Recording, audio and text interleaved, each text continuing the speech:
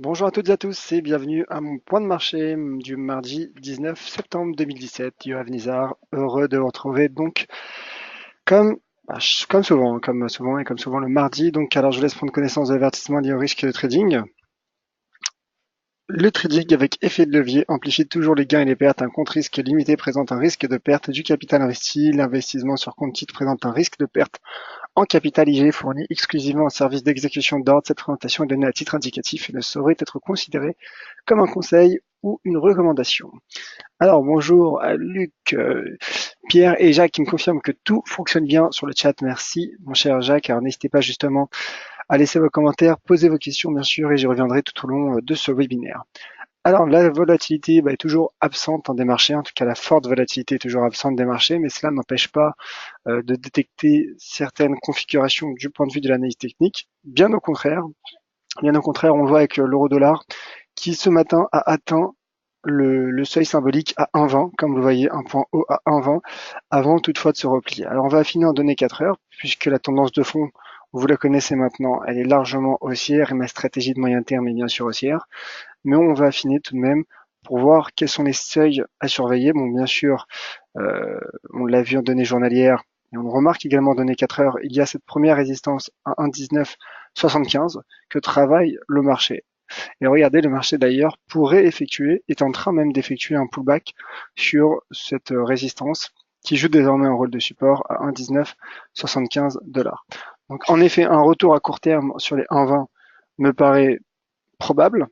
D'ailleurs, si la bougie 4 heures clôturait de cette manière, ce serait tout simplement un marteau inversé, ce qui est une bougie généralement donc de retournement haussière. Alors là, certes, le contexte est haussier à court terme en termes de bougie, mais en tout cas, cela pourrait être finalement, je dirais, le signe avant-coureur du rebond technique donc de l'euro-dollar. L'euro-dollar qui est donc, selon moi, qui reste, selon moi, bien orienté avant la Fed. Alors, la Fed de demain, il y a un double enjeu. Alors, le premier, c'est bien sûr la décision de taux. La Fed devrait en effet opter pour un statu quo. Le FOMC devrait donc maintenir le niveau actuel de ses taux directeurs. Et il y a un autre enjeu demain soir, c'est le ton qu'adoptera Janet Yellen et également ce qu'elle dira vis-à-vis de son resserrement monétaire, de la réduction du programme de réduction de son bilan.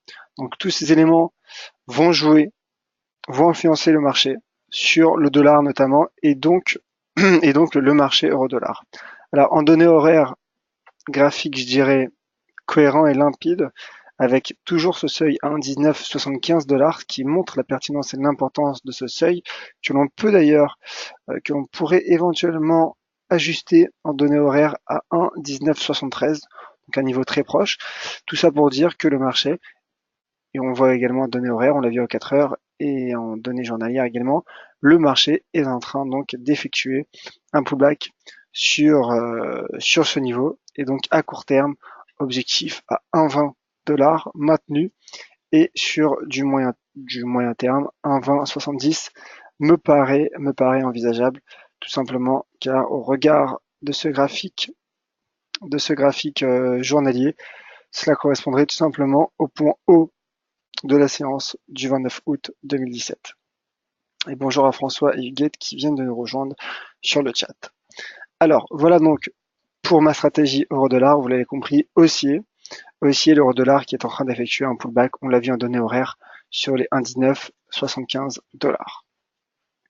C'est uniquement bien sûr du point de vue de l'analyse technique, car comme vous le savez, demain soir, il y aura la Fed, et en fonction de ce que dira Janet Yellen, tous les scénarios, toutes les stratégies peuvent être modifiées, bien sûr. C'est l'une des raisons pour laquelle souvent il est recommandé de ne pas se positionner avant des événements majeurs.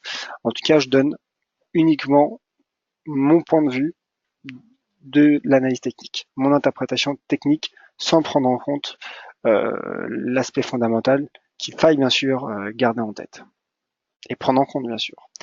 Alors, voilà pour l'euro-dollar. Le GBP-USD qui consolide depuis après avoir atteint les 1,36 $ la semaine passée. Le GBP qui finalement tente de repartir à la hausse malgré finalement un discours prudent de Marc Carnet hier, Mark Carney, donc qui est le gouverneur de la Banque d'Angleterre, qui a été prudent et qui a annoncé que les éventuelles hausses de taux se feraient de manière prudente et graduelle. Donc, ce qui explique notamment la baisse de la livre sterling lors de la séance d'hier. Pas seulement, car il y a également eu des prises de bénéfices après une fin de semaine euphorique, je dirais, pour la livre sterling. Mais ce qui est intéressant, c'est qu'on voit avec ces deux bougies, la bougie en cours et la bougie d'hier, c'est finalement ce seuil proche des 1,35. Alors on affine en 4 heures, peut-être dégager et déterminer un niveau de support. Un début de support prend forme, 1,3485. Un début de support prend forme, ce qui aurait vocation donc à soutenir les GBP USD et à lui finalement à lui générer un nouvel élan. Donc en effet, un retour à court terme sur les 1,36 qui joue également, regardez, un rôle parfaitement de résistance. Allez, 1,3598, 1,36 et ma prochaine cible donc à court terme sur le GBP USD. Cela serait cohérent finalement avec un scénario baissier du dollar, et donc haussier euro-dollar, haussier GBP USD. Toutefois, j'ai une conviction plus forte tout de même au vu de la vigueur de l'euro sur une hausse de l'euro-dollar, mais techniquement, l'euro GBP me paraît haussier. Alors bien sûr, entrer tout de suite en position permettrait pas d'optimiser son ratio R3. En revanche, un franchissement et la confirmation donc du franchissement des 1,35 $ serait le signe, en effet selon moi le signal d'une relance haussière sur le GBP USD. L'USD Yen qui rebondit malgré la faiblesse du dollar américain. On l'a constaté, dollar américain faible, malgré cela l'USD Yen donc rebondit. Alors certes, en intraday, il y a un repli sur l'USD Yen, mais j'ai envie de dire pour le moment, et au moment où je m'adresse à vous, il s'agit d'un repli technique. Alors certes, en intraday, il y a un retournement. Si la bougie journalière clôturait de cette manière, ce serait tout simplement une shooting star, une étoile filante, auquel cas, dans les prochaines séances, le risque serait baissier. Et l'USD Yen pourrait retrouver cette ancienne résistance devenue support à 110,92.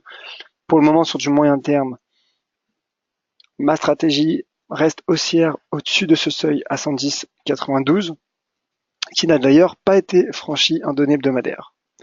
Donc pas de garantie sur l'USD Yen, mais toutefois, le franchissement avec la bougie actuelle, alors quand je dis pas, alors je précise, je reviens sur ce que je disais il y a un instant, qui n'a pas été franchi donc ce seuil, en clôture hebdomadaire, pardonnez-moi, puisqu'en effet en données hebdomadaires, le marché se situe logiquement au-dessus de ce niveau de résistance à 110,92.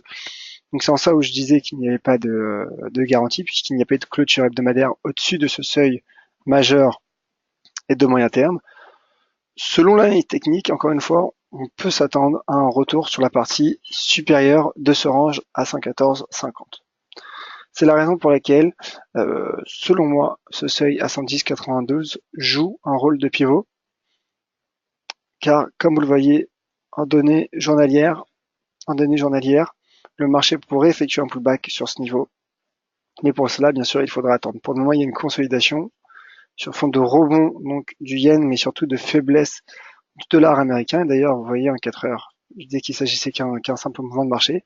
Pour le moment, en 4 heures, il y a un seuil d'inversion de polarité court terme, certes, mais inversion de polarité tout de même, qui prend forme sur les 111,365, que je vais tracer d'ailleurs pour que l'on puisse effectuer donc un suivi dans nos prochains webinaires. Voilà, 111,35 qui pour le moment soutient l'avancée de l'USD Yen.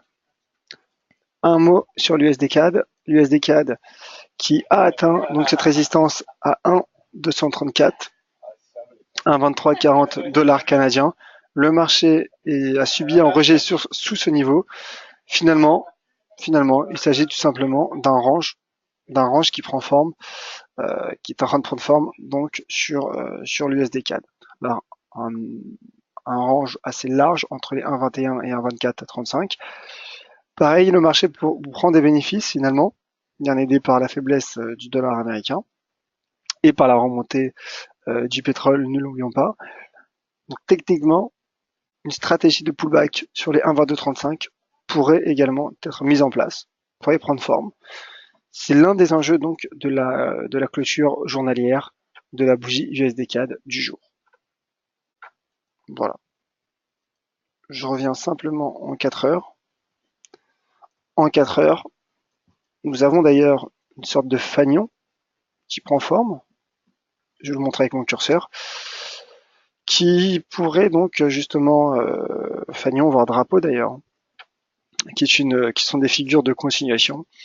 Donc cela pourrait finalement favoriser un retour de l'USD CAD sous la résistance à 1,2340 $ canadiens. Voilà pour l'USD CAD. Un mot sur l'AUD USD. Je me mets en données journalières, puisque là on est fait en données 4 heures. La droite de tendance n'est pas ajustée, c'est une droite de tendance journalière. Voilà, donc hier il y a eu une cassure de cette droite de tendance, suite d'ailleurs à ce doji qui a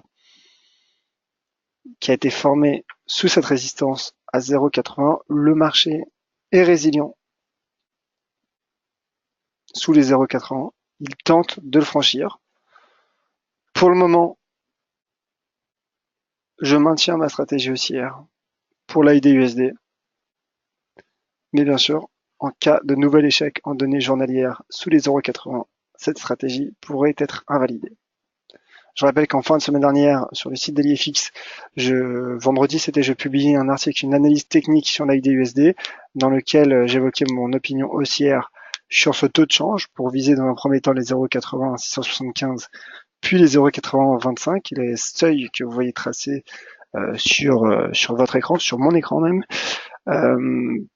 Pour le moment, le marché, alors certes ma stratégie n'est pas encore invalidée, mais pour le moment, l'AUD USD semble toutefois avoir du mal à franchir cette résistance à 0,80 $. Et donc, c'est la raison pour laquelle comme je l'ai expliqué il y a un instant, en cas de nouvel échec sous les 0,80, le risque à court terme pourrait être baissier pour donc viser un retour sur les 0,7965 à très court terme. Voilà pour l'AUD USD, le NZD USD qui lui également ne parvient pas à franchir cette résistance de long terme à 0,73 435, bien qu'en données journalières, cela ne se remarque pas forcément, mais vous le voyez en données hebdomadaires, le marché peine à franchir les 0,73 donc 435, et là pour le coup un repli en direction des 0,71 345 me paraît envisageable à moyen terme, puisque nous sommes en données hebdomadaires, sur le taux de change NZD USD. Alors, on va passer aux indices.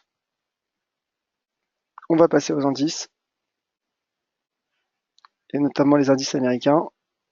Je dirais peut-être un mot également sur le DAX et le CAC 40, puisque nous avons un peu de temps. Il y a peu de volatilité, pas beaucoup de questions, donc c'est le moment d'en profiter. Donc, l'indice large, donc le S&P 500, qui lui a confirmé le franchissement des 2500 points et donc qui reste haussier. Et donc sur de nouveaux plus hauts, bien sûr, ma stratégie reste haussière pour l'indice S&P 500. Alors bien sûr, c'est haussier, mais cela ne veut pas dire entrer en position à n'importe quel moment. Attendre par exemple un éventuel pullback, sur les 2500 points, puisque 2500 est un seuil psychologique, vous le savez,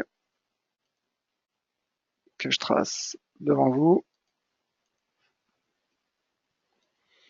Donc oui, c'est pas parce que le marché est fortement haussier que la tendance est haussière que l'on peut entrer à l'achat et de jouer de manière assurément un gain en jouant la hausse. Non, il faut faire attention.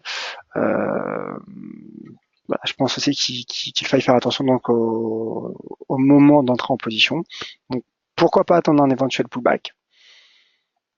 Sinon, encore une fois, certes, il n'est pas mis sur mon graphique, mais vous pouvez vous aider également avec le seuil d'extension de Fibonacci qui pourrait donner des niveaux à surveiller, des niveaux psychologiquement recherchés éventuellement par le marché. En tout cas, aussi donc sur du moyen et long terme sur le S&P 500 qui, selon moi, pourrait effectuer encore de nouveaux plus hauts, avec bien sûr un prochain test demain, vous le savez, avec l'intervention de la Réserve fédérale. Idem pour Wall Street et pour l'indice Dow Jones. L'indice Dow Jones donc, qui a effectué un nouveau record. Le momentum aussi tente de repartir à la hausse. Et donc, pour le coup, je maintiens ma cible évoquée hier à 3000, à 21 000, 22 500 points. Donc voilà, 22 500 points qui est un seuil symbolique, psychologique. Donc je pense que le marché pourrait l'atteindre dans les prochaines séances. En tout cas, pour une stratégie de swing trading, cela me paraît cohérent, avec notamment un RSI qui croise de nouveau à la hausse la borne 70. Donc haussier, Wall Street est haussier. Alors je l'avais promis un mot sur les indices européens, on va parler du DAX, tant qu'à faire.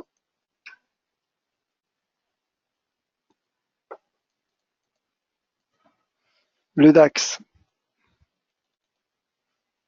qui a échoué hier, pas qu'hier d'ailleurs, sous les 12 575 points, qui se replie sous ce niveau, qui a échoué d'ailleurs hier en données journalières, suite à une bougie qui ressemble à un pendu qui est une bougie de retournement baissière.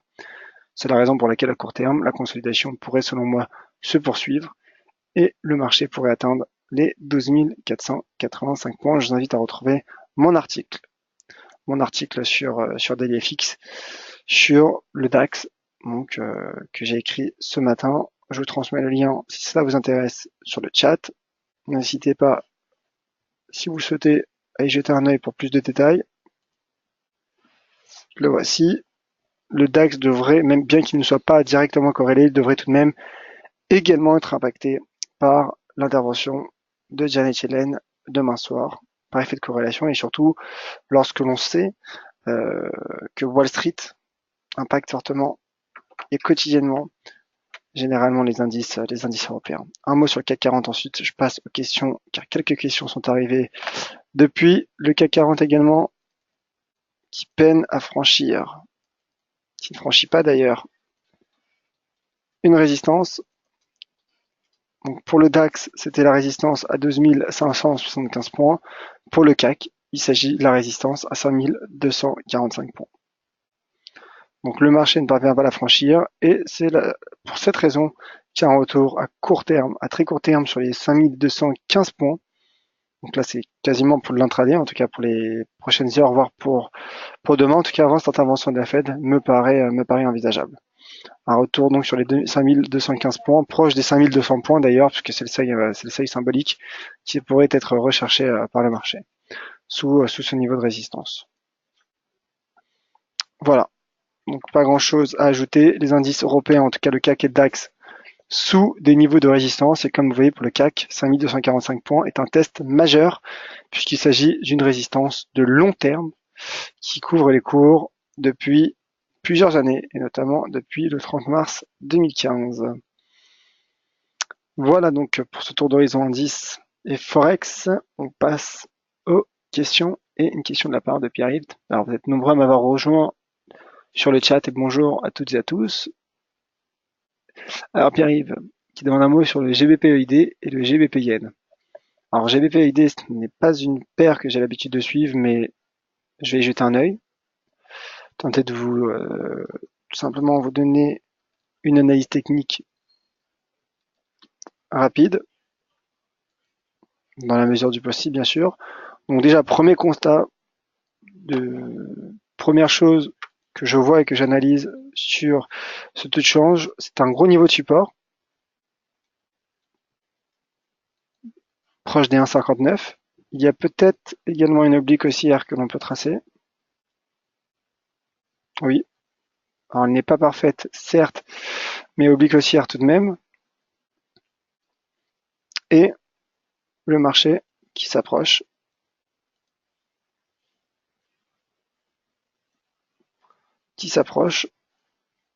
des 1,7115 qui est un niveau de résistance moyen terme et donc majeur.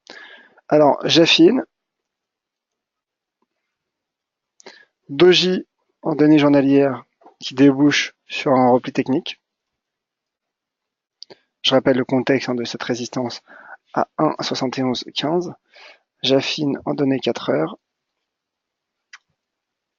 En données 4 heures, il y a eu la cassure de ce point bas, ce niveau de support même proche des 1,70, 1,69, 1,70. Le marché tente un pullback. Le marché essaie un pullback baissier. À court terme, donc pour l'intraday, le GBP/USD pourrait se replier donc sous ce niveau de support cassé, qui joue désormais un rôle de résistance, très proche des 1,69. Et sur du moyen terme, alors tout de suite je ne me positionnerai pas. Pourquoi? Car il y a cette résistance à 1,7115. Donc soit j'attendrai un éventuel retour puis échec sur les 1,7115 pour tenter de dégager une stratégie baissière, soit pour le moment, je ne vois pas de seuil majeur qui pourrait jouer un rôle de support ou de résistance. On retrouve peut-être en données journalières une résistance court terme sur les 1,6982, ce qui confirme mon biais plutôt baissier en intraday, mais voilà, pas, je dirais, d'immense conviction. Et pour le GBP-Yen, qui est une paire, donc je suis un peu plus que le GBP-AUD,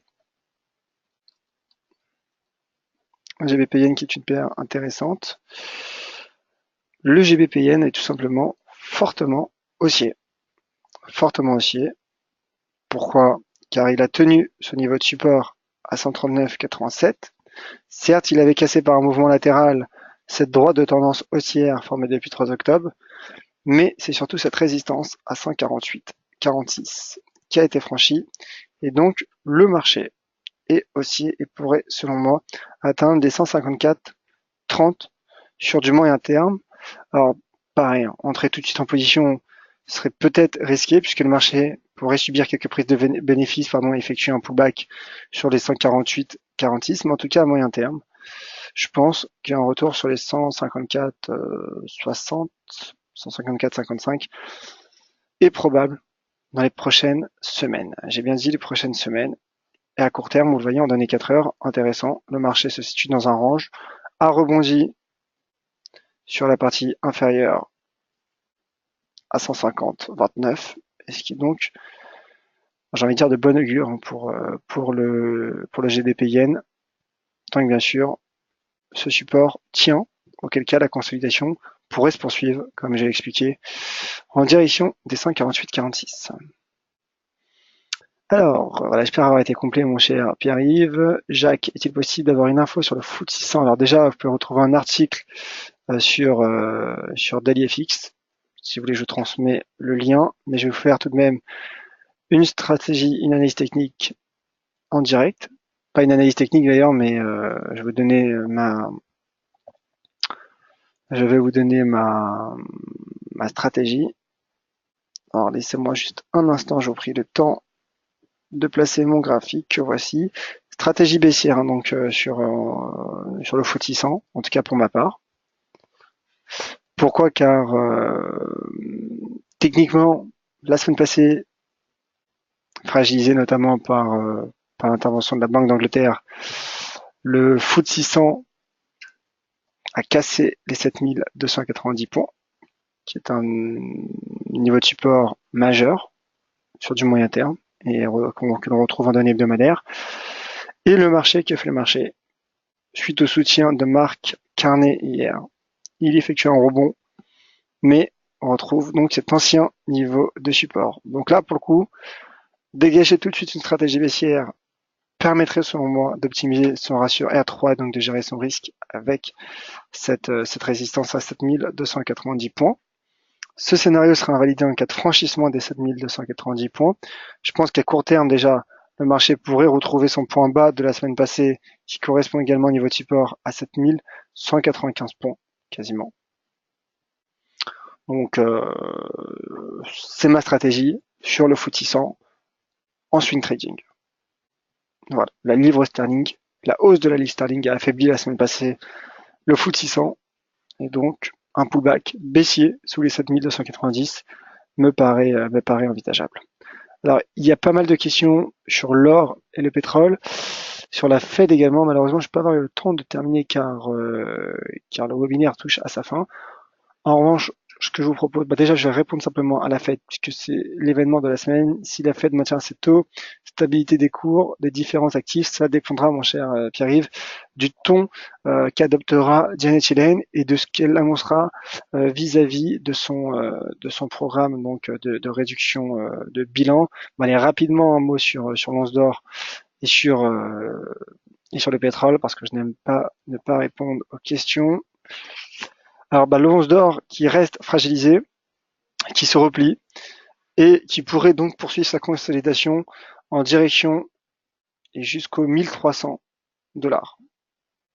L'once d'or qui pourrait poursuivre sa consolidation vers cette zone, jusqu'à cette zone, 1300-1295 dollars, qui était la zone de résistance à moyen terme. Et en données journalières, vous voyez, il y a une nouvelle cassure. On en a parlé hier, une nouvelle cassure des 1322. Donc moi, ce que je ferai en tout cas sur l'once d'or, c'est que pour le moment, bon, bien sûr, biais baissier, mais j'attendrai tout de même une éventuelle poursuite de consolidation sur les 1300 pour tenter de dégager une stratégie haussière sur ce niveau.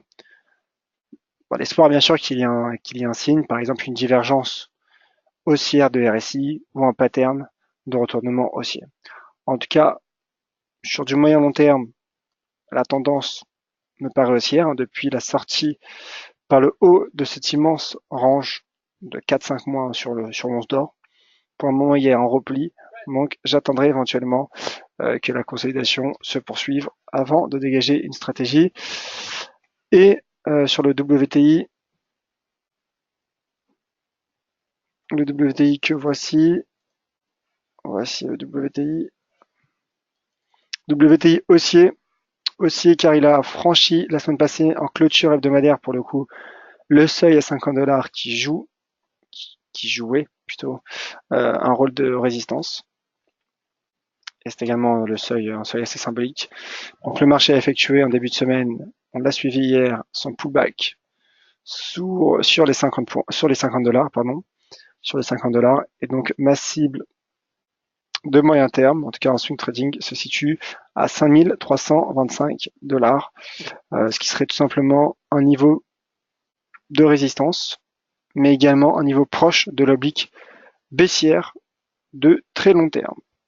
Oblique baissière donc formée depuis la séance du 11 mai 2015, qui n'est pas une date anodine pour moi d'ailleurs. Voilà donc aussi à court terme donc pour le cours du pétrole, pour le baril de WTI, pour viser les 5325 points. Et une dernière question, et ensuite je m'arrêterai là. Question de la part de Fred sur l'euro CHF. Donc également, je vous invite à retrouver mon article qui est en homepage du site dailyfix.com/français. Mais en attendant, mon analyse graphique. Alors oui, ce qui est important de constater, merci Fred de me le rappeler, et je vais terminer sur ce point, l'euro CHF est au plus haut, est à son niveau, à son sommet, depuis donc que la BNS a supprimé son taux plancher le 15 janvier 2015. Voilà. J'ai eu une information d'ailleurs du jour sur le Forex. Je termine par ça grâce à vous, mon cher Fred, donc merci. Et donc le potentiel est haussier. Le potentiel est haussier, bien sûr, puisqu'il y a eu une première faille, je dirais. Et le marché travaille toujours donc son ancien point haut pluriannuel, donc toujours post-15 janvier, qui a été effectué le 4 août à 1,1538 francs suisses. Et donc, en cas de confirmation de cette sortie par le haut, de ce franchissement, sur du moyen terme, je pense que le marché aurait le potentiel pour aller chercher les 1,18.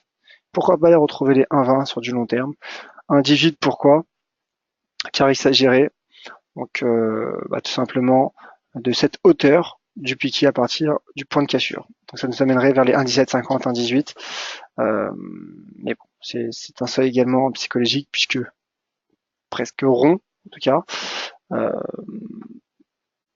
Donc voilà, stratégie haussière sur l'euro CHF qui serait tout de même confirmé en cas de clôture journalière au-dessus des 1,1565.